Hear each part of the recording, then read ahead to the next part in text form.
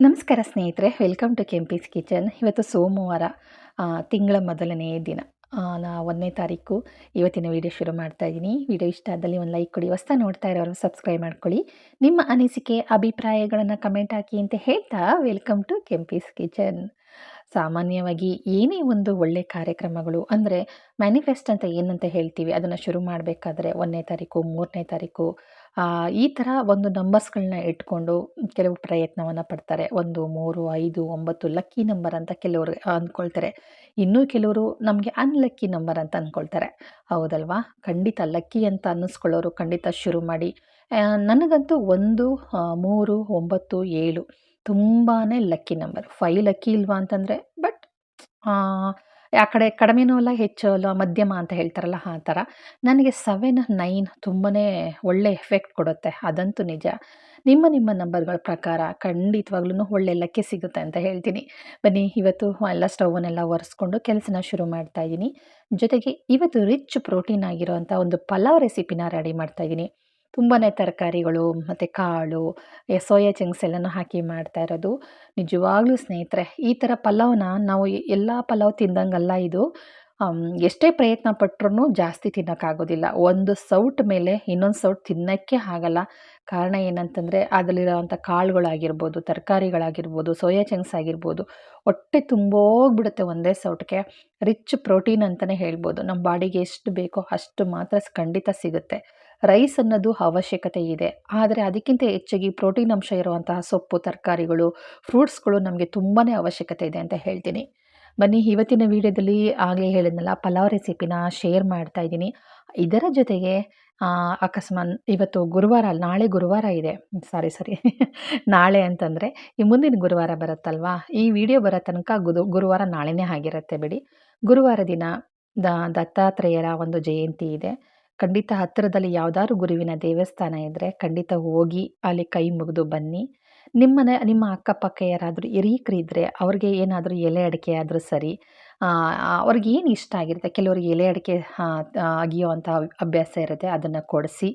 ಹೊಗೆ ಸೊಪ್ಪು ತಿನ್ನೋ ಅಭ್ಯಾಸ ಇರುತ್ತೆ, ಅದನ್ನು ಸಹ ಕೊಡಿಸಿ, ತೊಂದರೆ ಇಲ್ಲ. ಹಾಗೆ ಉಪದಾನ ಬೇಡವರೇನಾದರೂ ತುಂಬ ವಯಸ್ಸಾಗಿದೆ, ಅವರು ಉಪದಾನ ಮಾಡ್ತಾಯಿದ್ರೆ ಯಾವುದೋ ಒಂದು ಮೂಲೆಯಲ್ಲಿ ಕೂತಿದ್ದಾರೆ ಅಂತಂದರೆ ದಯವಿಟ್ಟು ಯಾರಿಗೂ ದುಡ್ಡು ಕೊಡೋಕ್ಕೆ ಹೋಗಬೇಡಿ. ನೀವು ಎಲೆ ಅಡಿಕೆ ತೊಗೊಳೋದಕ್ಕೂ ಅಷ್ಟೇ, ವಯಸ್ಸಾದವ್ರಿಗೆ ಎಲೆ ಅಡಿಕೆ ತೊಗೋಬೇಕು, 10 ರೂಪಾಯಿ ಕೊಡಿ ಅಂದರೆ ಕೊಡೋಕೆ ಹೋಗಬೇಡಿ. ನೀವೇ ಹೋಗಿ ಎಲೆ ಅಡಿಕೆ ತೊಗೊಬಂದು ಕೊಡಿ, ಓಕೆನಾ? ಒಂದು 5 ಎಲೆ, ಒಂದು 2 ಅಡಿಕೆ, ಇಲ್ಲ ಇದ್ರ ಅಡಿಕೆ, ಬಟ್ಲು ಅಡಿಕೆನೋ ಅಥವಾ ಪ್ಯಾಕೆಟ್ ಅಡಿಕೆನೋ ಏನಾದರೂ ಸರಿ. ಆದರೆ ಸುಣ್ಣ ಕೊಡೋದನ್ನು ಮಾತ್ರ ಮರಿಬೇಡಿ. ಬರೀ ಎಲೆ ಅಡಿಕೆ ಅಂದ್ಬಿಟ್ಟು ಬರೀ ಎಲೆ ಅಡಿಕೆ ಕೊಟ್ಟರೆ ನಾವು ನಮ್ದು ಏನೇ ಒಂದು ಕೆಲಸ ಮಾಡಬೇಕಾದ್ರೂ ಪೂರ್ಣತೆ ಬೇಕಾಗುತ್ತೆ. ಆ ಪರಿಪೂರ್ಣವಾಗಿರೋದಿಲ್ಲ, ಅಪೂರ್ಣವಾಗಿರುತ್ತೆ. ಹಾಗಾಗಿ ಎಲೆ ಅಡಿಕೆ ಸುಣ್ಣನ ಅವ್ರಿಗೆ ಕೊಟ್ಟು ಕೈ ಮುಗಿದು ಬನ್ನಿ. ರೋಡ್ ಪಕ್ಕದಲ್ಲಿ ವಯಸ್ಸಾಗಿರೋರು ಕೂತಿರ್ತಾರೆ, ಉಪದಾನ ಕೇಳ್ತಾ ಇರ್ತಾರೆ. ನಿಮಗೆ ಸಾಧ್ಯ ಆದಷ್ಟೇ ಆದರೆ ಒಂದು ಹೊತ್ತಿನ ಊಟಕ್ಕೆ ವ್ಯವಸ್ಥೆ ಮಾಡಿ. ದುಡ್ಡು ಮಾತ್ರ ಕೊಡೋದಕ್ಕೆ ಹೋಗಬೇಡಿ. ಒಂದು ಊಟ ಕಟ್ಟಿಸ್ಕೊಂಡೋಗಿ ಕೊಡೋದು, ತಿಂಡಿ ಕಟ್ಟಿಸ್ಕೊಂಡೋಗಿ ಕೊಡೋದು, ಅದರ ವ್ಯವಸ್ಥೆಯನ್ನು ಮಾಡಿ. ತುಂಬಾ ಒಳ್ಳೆಯದು. ನಿಮಗಿಷ್ಟವಾಗಿರೋ ಗುರುವಿನ ದೇವಸ್ಥಾನಕ್ಕೆ ನೀವು ಹೋಗಿ ಬನ್ನಿ. ನಿಮ್ಮ ಮನೆಯಲ್ಲಿ ನಿಮ್ಮ ತಾಯಿ ಗುರು, ನಿಮ್ಮ ತಂದೆನೂ ಗುರು, ಅವ್ರ ಕಾಲಿಗೆ ಬಿದ್ದು ನಮಸ್ಕಾರ ಮಾಡ್ಕೊಳ್ಳೋದನ್ನು ಯಾವುದೇ ಕಾರಣಕ್ಕೂ ಮರಿಬೇಡಿ. ಜೀವನದಲ್ಲಿ ನಮಗೇನು ಕೆಲಸಗಳಾಗಲ್ಲ ಅಥವಾ ನಾನು ಏನು ಅಂದ್ಕೊಂಡಿದ್ದು ಆಗ್ತಾ ಇಲ್ಲ ಅಂತಂದಾಗ ನಾವು ಲೈಫಲ್ಲಿ 2 ತಪ್ಪನ್ನು ಮಾಡಿರ್ತೀವಿ. ಅದ್ಯಾವುದು ಗೊತ್ತಾ? ತಂದೆ ತಾಯಿಗೆ ಪ್ರೀತಿ ಕೊಡೋದು, ಗೌರವ ಕೊಡೋದನ್ನು ಕಡಿಮೆ ಮಾಡಿರ್ತೀವಿ. ಎರಡನ್ನೂ ಸಹ ಕಡೆಗಣಿಸಿರ್ತೀವಿ, ಆಯ್ತಲ್ವಾ? ಇನ್ನೊಂದು ಯಾವುದು ಅಂತಂದರೆ, ಕಷ್ಟಕಾಲದಲ್ಲಿ ನಮ್ಮನ್ನು ಒಂದು ಗುರುವಿನ ರೂಪದಲ್ಲಿ ದಾರಿ ತೋರಿಸ್ತವ್ರು ಇರ್ತಾರೆ. ಇನ್ನೊಬ್ಬರು ನಮ್ಮ ಕಷ್ಟ ಕಾಲದಲ್ಲಿ ಇದ್ದಾಗ ಕೈ ಎತ್ತಿ ಮುಂದೆ ಹೆಜ್ಜೆ ಹಾಕ್ಸೋರು ಇರ್ತಾರೆ. ಒಬ್ಬರು ಹೆಜ್ಜೆ ಹಾಕ್ಸೋರಿದ್ರೆ ಇನ್ನೊಬ್ಬರು ನಡೆಸೋರು ಇರ್ತಾರೆ. ಅವರನ್ನ ನೆನಪಿಸ್ಕೊಳ್ಳಿ ಅಂತ ಹೇಳ್ತೀನಿ. ಯಾಕೆ ಅಂತಂದರೆ, ಜೀವನದಲ್ಲಿ ನಮಗೆ ಯಶಸ್ಸು ಏನೂ ಸಿಗ್ತಾ ಇಲ್ಲ, ನಾವು ಅಂದ್ಕೊಂಡಿದ್ದ ಕೆಲಸ ಆಗ್ತಾ ಇಲ್ಲ, ಎಲ್ಲರೂ ಚೆನ್ನಾಗಿ ಬಾಳಿ ಬದುಕ್ತಾ ಇದ್ದಾರೆ, ನಮ್ದು ಯಾಕೆ ನಮ್ಮ ಜೀವನ ಅಂತ ನಾವು ಅಂದ್ಕೋಬೋದು. ಹಾಗೆಯೇ ಎಲ್ಲರ ಜೀವನವೂ ನಮ್ಮ ಥರನೇ ಇರಬೇಕಾಗಿಲ್ಲ. ಎಲ್ಲರೂ ಇನ್ನೂ ಚೆನ್ನಾಗಿ ಬದುಕೋರು ನಮ್ಮ ಹಾಗೆಯೇ ಇರಬೇಕು ಅಂತಲೂ ಇಲ್ಲ. ಆದರೆ ಅವ್ರು ಪಡ್ಕೊಂಬಂದಿರೋ ಫಲ ಅವ್ರಿಗೆ, ನಾವು ಪಡ್ಕೊಂಬಂದಿರೋ ಕರ್ಮದ ಫಲ ನಮಗಿರುತ್ತೆ. ಅದನ್ನು ತಿಳ್ಕೊಂಡು ತಂದೆ ತಾಯಿಗೆ, ಜೊತೆಗೆ ಕೈ ಹಿಡಿದು ನಡೆಸಿದವ್ರಿಗೆ, ಕೈ ಹಿಡಿದು ಎತ್ತವ್ರಿಗೆ ಖಂಡಿತ ನೆನಪಿಸ್ಕೊಳ್ಳಿ. ಅವ್ರು ಬದುಕಿದ್ರೂ ಪರವಾಗಿಲ್ಲ, ಸತ್ತಿದ್ರೂ ಪರವಾಗಿಲ್ಲ, ಅವ್ರಿಗೂ ಪ್ರತಿ ದಿನವೂ ಥ್ಯಾಂಕ್ಸ್ ಹೇಳ್ತಾ ಬನ್ನಿ. ನಮ್ಮ ಲೈಫಲ್ಲಿ ಒಂದು ಪವಾಡನೇ ನಡೆಯುತ್ತೆ ಅಂತ ಹೇಳ್ತೀನಿ. ಇನ್ನು ಇವಾಗ ಗುರು ಪೌರ್ಣಿಮೆ ಅಲ್ವಾ? ಗುರು ಪೌರ್ಣಿಮೆ ಆದ್ದರಿಂದ ನಾನು ಆಗಲೇ ಹೇಳ್ದಂಗೆ ವಯಸ್ಸಾದವ್ರಿಗೆ ಖಂಡಿತವಾಗ್ಲೂ ಒಂದು ಊಟದ ವ್ಯವಸ್ಥೆಯನ್ನು ಮಾಡಿ, ಅಕಸ್ಮಾತು ನಿಮ್ಮ ಅಕ್ಕಪಕ್ಕದಲ್ಲಿ ವಯಸ್ಸಾಗಿರೋರು ಇದ್ದರೆ ಎಲೆ ಅಡಿಕೆ ಸುಣ್ಣವನ್ನು ಕೊಡೋದನ್ನು ಯಾವುದೇ ಕಾರಣಕ್ಕೂ ಮರಿಬೇಡಿ. ನಿಮ್ಗೊಂದು ಸ್ವಲ್ಪ ತಾಳ್ಮೆ ಅನ್ನೋದು ಇದ್ದರೆ ಅವ್ರ ಕಾಲಿಗೆ ಬಿದ್ದು ನಮಸ್ಕಾರ ಮಾಡ್ಕೊಳ್ಳೋದಕ್ಕೂ ಹಿಂದೆ ಮುಂದೆ ನೋಡಬೇಡಿ ಅಂತ ಹೇಳ್ತೀನಿ. ಖಂಡಿತ ನಮಸ್ತೆ ಮಾಡ್ಕೊಳ್ಳಿ, ತುಂಬ ಒಳ್ಳೆಯದಾಗುತ್ತೆ. ನೀವು ಅಮಾವಾಸ್ಯೆ ದಿನವೇ ಕೊಡಬೇಕು, ಹುಣ್ಮೆ ದಿನವೇ ಕೊಡಬೇಕು ಅಂತಿಲ್ಲ. ನಿಮಗೆ ಯಾವಾಗ ಕೈಲಿ ಸಾಧ್ಯ ಆಗುತ್ತೋ, ಇಲ್ಲ ಸ್ಯಾಲ್ರಿ ಬಂದಾಗ ಯಾರೋ ಒಬ್ಬರಿಗೆ ಒಂದು ಹೊತ್ತಿನ ಊಟದ ವ್ಯವಸ್ಥೆ, ಯಾರೋ ಒಬ್ಬರಿಗೆ ವಯಸ್ಸಾದವರು ನಮ್ಮ ಅಕ್ಕಪಕ್ಕದಲ್ಲೇ ಇದ್ದಾರೆ, ಅವ್ರಿಗೊಂದು ₹10 ಎಲೆ ಅಡಿಕೆ ಸುಣ್ಣ ತಗೊಂಡೋಗಿ ಕೊಡೋದು. ಇದನ್ನು ಮಾಡ್ತಾ ಬನ್ನಿ. ಪುಟ್ಟ ಪುಟ್ಟ ಮಕ್ಕಳಿಗೆ ಒಂದೆರಡು ಚಾಕ್ಲೇಟ್ ತಗೊಂಡೋಗಿ ಕೊಡೋದು. ಇದನ್ನು ಮಾಡಿ ತುಂಬಾ ಏಳಿಗೆ ಆಗ್ತೀರಾ. ಖಂಡಿತವಾಗ್ಲೂ ನಾವೇನು ಅಂದ್ಕೊಂಡಿರ್ತೀವೋ, ಈಗ ನಮಗೆ ಹೆಣ್ಣು ಸಿಗ್ತಾ ಇಲ್ಲ, ಗಂಡು ಸಿಗ್ತಾ ಇಲ್ಲ, ಕೆಲಸ ಸಿಗ್ತಾ ಇಲ್ಲ, ಒಳ್ಳೆ ಪ್ರೈವೇಟ್ ಆಗಲಿ ಗೌರ್ನಮೆಂಟ್ ಆಗಲಿ ಒಳ್ಳೆ ಸ್ಯಾಲ್ರಿ ಇರೋ ಕೆಲಸ ಸಿಗ್ತಾ ಇಲ್ಲ ಅಂದ್ಕೊಂಡೆಲ್ಲ ಅಲಿತೀವಲ್ವಾ. ನನ್ನ ಮಕ್ಕಳಾಗ್ತಾ ಇಲ್ಲ, ಗರ್ಭ ನಿಲ್ಲುತ್ತೆ, ಅಬಾರ್ಷನ್ ಆಗುತ್ತೆ, ಅಥವಾ ನಾನು ಏನೇ ಅಂದ್ಕೊಂಡ್ರೂ 10 ಸಲ ಪ್ರಯತ್ನ ಪಟ್ಟರೂ ನಮಗೆ ಸಕ್ಸಸ್ ಆಗ್ತಾ ಇಲ್ಲ ಅಂತ ನಾವು ಅಂದ್ಕೊಳ್ಳೋರು, ಈ ಒಂದು ಸಣ್ಣ ಪ್ರಯತ್ನ ನೀವು ಯಾಕೆ ಪಡಬಾರ್ದು? ಪ್ರಯತ್ನ ಪಡಿ, ಫಲ ಅಂತೂ ಖಂಡಿತ ಕೊಟ್ಟೇ ಕೊಡ್ತಾರೆ. ಆ ನಂಬಿಕೆ ನನಗಿದೆ. ಅಪನಂಬಿಕೆ ಅಂತೂ ಖಂಡಿತ ಬೇಡ. ಎಷ್ಟೇ ಹೋಮ ಹವನ ಯಾವುದೇ ದೇವ್ರಿಗೆ ಹೋಗಿ ಏನೇ ಪೂಜೆ ಮಾಡಿದ್ರು, ಎಷ್ಟೇ ಹೋಮ ಮಾಡಿದ್ರೂ ಸಿಗದೇ ಇರುವಂಥ ಫಲ ಈ ಸಣ್ಣ ಪ್ರಯತ್ನದಿಂದ ಖಂಡಿತ ಸಿಗುತ್ತೆ ಅಂತ ನನ್ನ ನಂಬಿಕೆ. ಖಂಡಿತ ಸಿಕ್ಕೇ ಸಿಕ್ಕುತ್ತೆ ಅಂತ ಅನ್ನೋದು ಸಹ ತುಂಬ ಭರವಸೆ ಇದೆ, ನಂಬಿಕೆ ಇದೆ. ಇದನ್ನು ಮಾತ್ರ ಯಾರೂ ಮರಿಬೇಡಿ. ಬನ್ನಿ, ಇವಾಗ ಮಸಾಲೆ ಎಲ್ಲ ರುಬ್ಕೊಂಡಿದ್ದೀನಿ. ಮಸಾಲೆ ಏನು ಗೊತ್ತಾ? ಚಕ್ಕೆ, ಲವಂಗ, ಶುಂಠಿ, ಬೆಳ್ಳುಳ್ಳಿ, ಪುದೀನ, ಕೊತ್ತಂಬರಿ ಸೊಪ್ಪು, ಸ್ವಲ್ಪ ಸೋಂಪು, ಅರಶಿನ ಪುಡಿ, ಆಮೇಲೆ ಹಸಿಮೆಣಸಿನಕಾಯಿ ಇಷ್ಟನ್ನು ರುಬ್ಕೊಂಡಿದ್ದೀನಿ. ಈರುಳ್ಳಿ ಕಟ್ ಮಾಡಿ ಒಗ್ಗರಣೆಗೆ ಹಾಕ್ಕೊಂಡಿದ್ದೀನಿ. ಸ್ವಲ್ಪ ಎಣ್ಣೆ ಜಾಸ್ತಿ ಬಿಟ್ಟು, ಅದಾದಮೇಲೆ ನೆನೆಸಿಟ್ಟಿರೋ ಕಡಲೆಕಾಳು, ಬಟಾಣಿ, ಆಮೇಲೆ ಕ್ಯಾರೆಟು ಮತ್ತು ಬೀನ್ಸು ಇಷ್ಟನ್ನು ಸಹ ಒಗ್ಗರಣೆಗೆ ಹಾಕ್ಕೊಂಡು, ಸೋಯಾ ಚಂಕ್ಸ್ನ ಒಗ್ಗರಣೆಗೆ ಹಾಕ್ಕೊಂಡು ಹುರ್ಕೊಳ್ತೀನಿ. ಅದಾದಮೇಲೆ ರುಬ್ಬಿಟ್ಟಿರೋ ಮಸಾಲ ಹಾಕಿ ಹುರ್ಕೊಂಡು, ಟೊಮೊಟೊ ಹಾಕಿ ಚೆನ್ನಾಗಿ ಎಣ್ಣೆ ಬರೋ ತನಕ, ಮೇಲೆ ತೇಲು ಬರೋ ತನಕ ಚೆನ್ನಾಗಿ ಫ್ರೈ ಮಾಡಿಕೊಂಡು, ಅದಾದಮೇಲೆ ಅಕ್ಕಿ ಹಾಕಿ, ಆಮೇಲೆ ರುಚಿಗೆ ತಕ್ಕಷ್ಟು ಉಪ್ಪನ್ನು ಹಾಕಿ, ಅಳತೆ ತಕ್ಕಷ್ಟು ನೀರು ಹಾಕಿ, ಕುಕ್ಕರ್ ಮುಚ್ಚಳ ಮುಚ್ಚಿ ಒಂದೆರಡು ವಿಸಲ್ ಬರ್ಸ್ಕೊತು ಅಂದರೆ ರಿಚ್ ಪ್ರೋಟೀನ್ ಇರೋವಂತಹ ಪಲಾವ್ ಅಥವಾ ತರಕಾರಿ ಬಾತು ರೆಡಿಯಾಗುತ್ತೆ ಸ್ನೇಹಿತರೆ. ಈ ರೆಸಿಪಿನ ಖಂಡಿತವಾಗ್ಲೂ ಮನೆಯಲ್ಲಿ ಎಲ್ಲರೂ ಟ್ರೈ ಮಾಡಿ, ಆಯಿತಾ? ಹಾಗೆ ನಾಳೆ ದತ್ತಪ್ಪನ ಜಯಂತಿ ಇರೋದ್ರಿಂದ, ಗುರುವಾರ ದತ್ತಪ್ಪನ ಜಯಂತಿ ಇರೋದ್ರಿಂದ ದಯವಿಟ್ಟು ಯಾರಾದ್ರೂ ಬರೋರಿದ್ದರೆ, ದತ್ತಾತ್ರೇಯ ಆಶ್ರಮ, ಬೆಂಗಳೂರು, ಪ್ಯಾಲೇಸ್ ಗುಟ್ಟಳ್ಳಿ, ಚಕ್ರವರ್ತಿ ಲೇಔಟ್, ಬೆಂಗಳೂರು ಇಲ್ಲಿ ಬರೋದಾದರೆ ಖಂಡಿತ ಬನ್ನಿ. ಜಾಗರಣೆ ಎಲ್ಲ ಇರುತ್ತೆ, ಪಲ್ಲಕ್ಕಿ ಉತ್ಸವ ಇರುತ್ತೆ. ಖಂಡಿತ ನೀವೆಲ್ಲರೂ ಬಂದು ಪಾಲ್ಗೊಳ್ಬಹುದು ಅಂತ ಹೇಳ್ತೀನಿ. ಸ್ನೇಹಿತರೆ, ಇವತ್ತಿನ ವಿಚಾರದಲ್ಲಿ ಹೆಣ್ಮಕ್ಳ ಬಗ್ಗೆ ಸ್ವಲ್ಪ ಮಾತಾಡೋಣ ಅಂತ. ಈ ವಿಚಾರ ನಾನು ಮಾತಾಡಲೇಬೇಕು. ಯಾಕೆಂದರೆ ಇವತ್ತಿನ ದಿನ ತುಂಬ ಕಾಲ ಮುಂದುವರೆದು ಬಿಟ್ಟಿದೆ. ಹೆತ್ತ ಅಪ್ಪ ಅಮ್ಮನ ಮಾತನ್ನು ಕೇಳ್ತಾ ಇಲ್ಲ. ನಾವೇ ಎಲ್ಲವನ್ನು ತಿಳಿದಿದ್ದೀವಿ ಅಂತ ನಿರ್ಧಾರವನ್ನು ಮಾಡ್ತಾರೆ. ನಿರ್ಧಾರ ಮಾಡೋ ಭರದಲ್ಲಿ ಕೆಲವು ತಪ್ಪುಗಳನ್ನು ತಂದೆ ತಾಯಿನೂ ಮಾಡ್ತಾರೆ, ಜೊತೆಗೆ ಮಕ್ಕಳೂ ಸಹ ಮಾಡ್ತಾರೆ. ಇವತ್ತು ನನ್ನ ಮಗಳು ಬುದ್ಧಿವಂತೆ, ವಿದ್ಯಾವಂತೆ, ಅವಳ ಜೀವನನ ಅವಳೇ ರೂಪಿಸ್ಕೊತಾಳೆ ಅನ್ನೋ ಭರದಲ್ಲಿ ಮಕ್ಕಳಿಗೆ ಎಷ್ಟೋ ಜನ ಬುದ್ಧಿ ಹೇಳೋದನ್ನು ಮರ್ತಿದ್ದಾರೆ. ಜೊತೆಗೆ ನನ್ನ ಮಗಳು ಮಾಡಿದ್ದೆಲ್ಲ ಸರಿ ಅಂತ ಒಂದು ಏನಂತ ಹೇಳ್ತಾರೆ, ಜವಾಬ್ದಾರಿ ಇಲ್ಲದೇ ಇರುವಂತಹ ನಂಬಿಕೆಯನ್ನು ನಂಬಿದ್ದಾರೆ ಅಂತಲೇ ಹೇಳ್ತೀನಿ.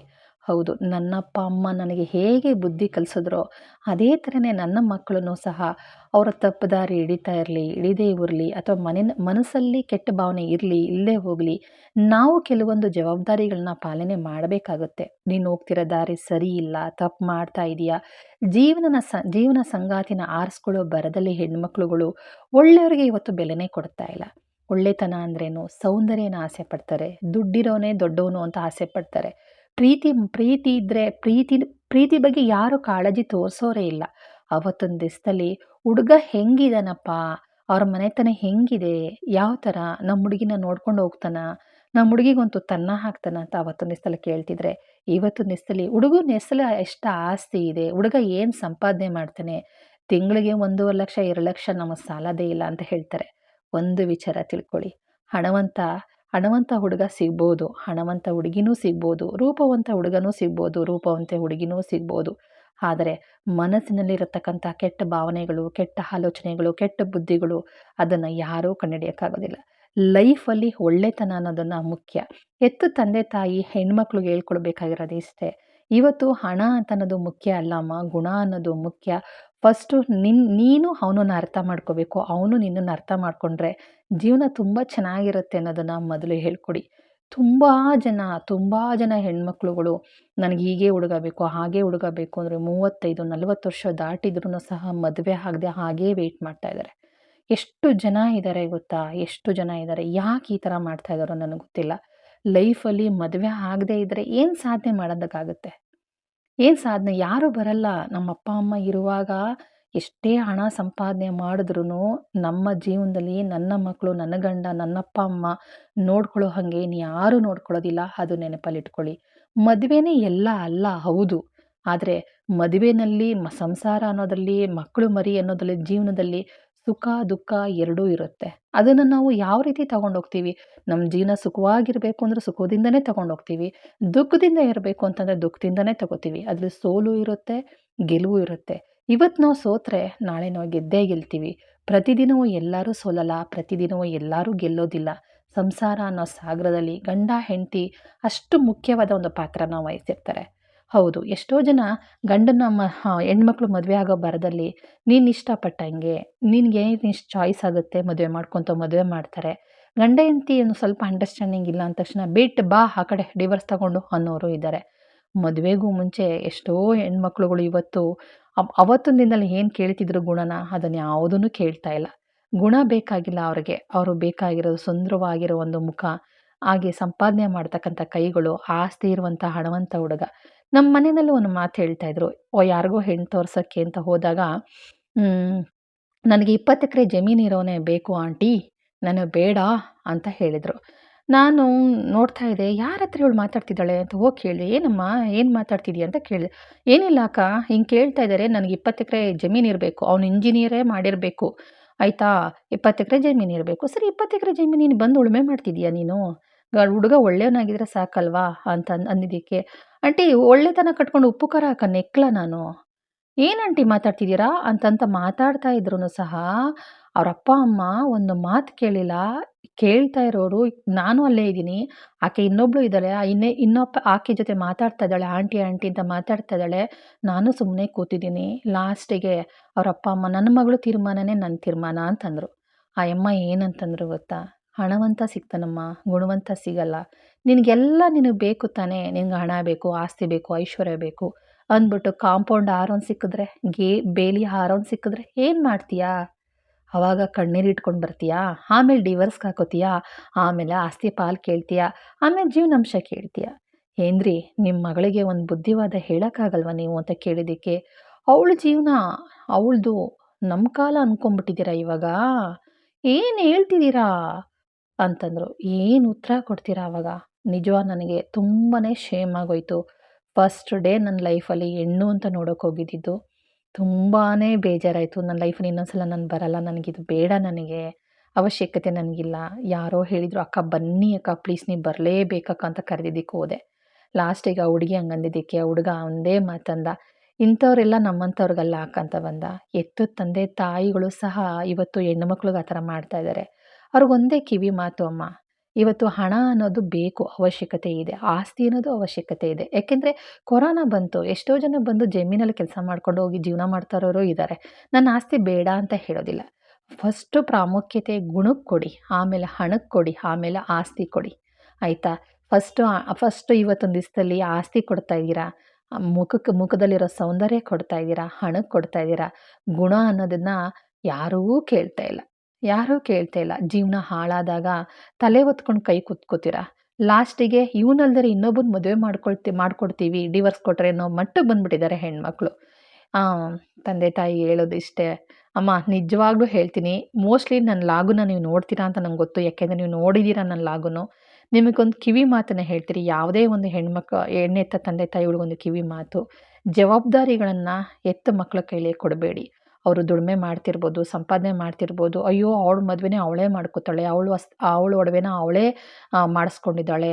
ಅಯ್ಯೋ! ನಮ್ಮಂಗಲ್ಲ, ಅವಳು ಯಾರನ್ನು ಒಪ್ಪಲ್ಲ ಅಂದಾಗ ಕೂರಿಸಿ ತಿಳಿ ಹೇಳಿ. ಜೀವನ ಅಂದರೆ ಇದು ಅಮ್ಮ, ಬದುಕು ಅಂದರೆ ಇದು. ಇದು ಬೇಕು, ಇದು ಬೇಕು. ಇದಿಲ್ಲ ಅಂದರೆ ಬದುಕಕ್ಕಾಗಲ್ಲ.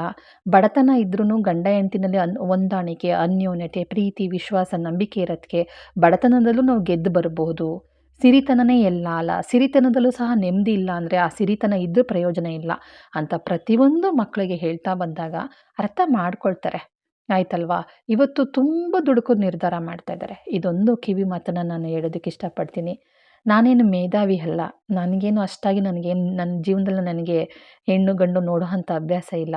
ಹೆಣ್ಣು ನೋಡಲಿಕ್ಕೆ ಅಂತ ನಾನು ರಿಲೇಟಿವ್ಸ್ ಮನೆಗೆ ಅಂತ ಪಾಪ ಹುಡುಗ ಬಂದು ಕರ್ಕೊಂಡೋಗಿದ್ದ. ಆ ರಿಲೇಟಿವ್ಸ್ ಮನೆಯಲ್ಲಿ ಆ ಹೆಣ್ಣು ಮಗಳು ಯಾರೋ ಆಕೆ ಆಂಟಿ ಜೊತೆಗೆ ಹೇಳ್ತಾ ಇದ್ದಂಥ ಮಾತುಗಳು ಕೇಳಿ ಯಪ್ಪಾ ನಾನೇ ಸುಸ್ತಾಗ್ಬಿಟ್ಟೆ. ನಿಜವಾಗ್ಲೂನು ಏನು ಹೇಳ್ಬೇಕೋ ಗೊತ್ತಾಗ್ತಾ ಇಲ್ಲ. ದಯವಿಟ್ಟು ಅದೊಂದು ಮಾತು ನನ್ನ ಕಡೆಯಿಂದ ಅಷ್ಟೇ, ಇನ್ನೇನೂ ಇಲ್ಲ. ಸ್ನೇಹಿತರೆ, ಇವತ್ತಿನ ವಿಡಿಯೋ ಏನು ಅನ್ನಿಸ್ತು? ಎಷ್ಟೋ ಜನ ಗಂಡು ಮಕ್ಕಳಿಗೆ ನನಗೆ ಎಣ್ಣೆ ಸಿಗ್ತಾ ಇಲ್ಲ, ಎಣ್ಣೆ ಸಿಗ್ತಾ ಇಲ್ಲ ಅಂತ ಕೆಲವ್ರಂದರೆ, ಹೆಣ್ಣು ಸಿಕ್ಕಿ ಜಗಳ ಮಾಡಿಕೊಂಡು, ರಾದಾಂತ ಮಾಡಿಕೊಂಡು, ಸಂಸಾರನ ಹಾಳು ಮಾಡಿಕೊಂಡು, ಅದರಿಂದ ಬೇರೆ ಬೇರೆ ಥರ ದಾರಿನೇ ಹಿಡ್ಕೊಂಡು, ಗಂಡೊಂದು ಕಡೆ ದಾರಿ, ಹೆಣ್ಣೊಂದು ಕಡೆ ದಾರಿ, ತಪ್ಪು ದಾರಿನಾರ ಆಗಿರ್ಬೋದು, ಸರಿ ದಾರಿನಾರ ಆಗಿರ್ಬೋದು ಹಿಡ್ಕೊಂಡು, ಬದುಕನ್ನು ನರಕ ಮಾಡಿಕೊಂಡು, ಮದುವೆ ಮಾಡ್ಕೊಳ್ದೇ ಇದ್ದರೆ ಚೆನ್ನಾಗಿತ್ತು, ಮದುವೆ ಮಾಡ್ಕೊಳ್ದೇ ಇರೋರೇ ನೆಮ್ಮದಿ ಇರೋರು, ಕು ಸುಖವಾಗಿರೋರು ಅನ್ನೋ ಸ್ಟೇಜಿಗೆ ಇವತ್ತಿನ ದಿನದಲ್ಲಿ ಗಂಡು ಮಕ್ಕಳು ಬಂದುಬಿಟ್ಟಿದ್ದಾರೆ. ಹೆಣ್ಮಕ್ಳು ಸಹ ಬಂದಿದ್ದಾರೆ. ನಾನು ಹೇಳೋದಿಷ್ಟೇ, ಹಣ ಮುಖ್ಯ ಅಲ್ಲ, ಸೌಂದರ್ಯ ಮುಖ್ಯ ಅಲ್ಲ, ಗುಣ ಅನ್ನೋದು ಮುಖ್ಯ, ಆಸ್ತಿ ಅನ್ನೋದು ಮುಖ್ಯ. ಆದರೆ ಎಲ್ಲವೂ ಅವಶ್ಯಕತೆ ಇರೋಷ್ಟು ಮಾತ್ರ ಬಯಸಿ, ಅದಕ್ಕಿಂತ ಹೆಚ್ಚು ಬಯಸಬೇಡಿ. ಹೆತ್ತ ತಂದೆ ತಾಯಿಗಳಿಗೂ ತಮ್ಮ ಕರ್ತವ್ಯಗಳನ್ನು ಮಾಡೋದಕ್ಕೆ ಬಿಡಿ. ಹೆತ್ತ ತಂದೆ ತಾಯಿಗಳೊಂದು ಕಿವಿ ಮಾತು, ಮಕ್ಕಳ ಜವಾಬ್ದಾರಿನ ಮಕ್ಕಳಿಗೆ ಯಾವತ್ತೂ ಬಿಡೋಕ್ಕೆ ಹೋಗಬೇಡಿ. ಮಕ್ಕಳ ಜವಾಬ್ದಾರಿನ ತಂದೆ ತಾಯಿಗಳು ನಿಭಾಯಿಸಬೇಕು. ಅವಳು ದುಡಿತಾ ಇದ್ದಾಳೆ, ಅವಳು ಸಂಪಾದನೆ, ಅವಳ ಮದುವೆ, ಅವಳ ಚಾಯ್ಸು, ಅವಳೇ ಆರಿಸ್ಕೊಳ್ಳಿ ಅಂತ ಯಾವುದೇ ಕಾರಣಕ್ಕೂ ಮಾತಾಡೋಕ್ಕೆ ಹೋಗಬೇಡಿ. ಒಬ್ಬರನ್ನ ನಾನು ಅನುಭವಿಸಿರೋದು ಸಾಕು, ನನ್ನ ಮಕ್ಕಳು ಅನುಭವಿಸಬಾರ್ದು ಅಂತ ಅನ್ಬೇಡಿ.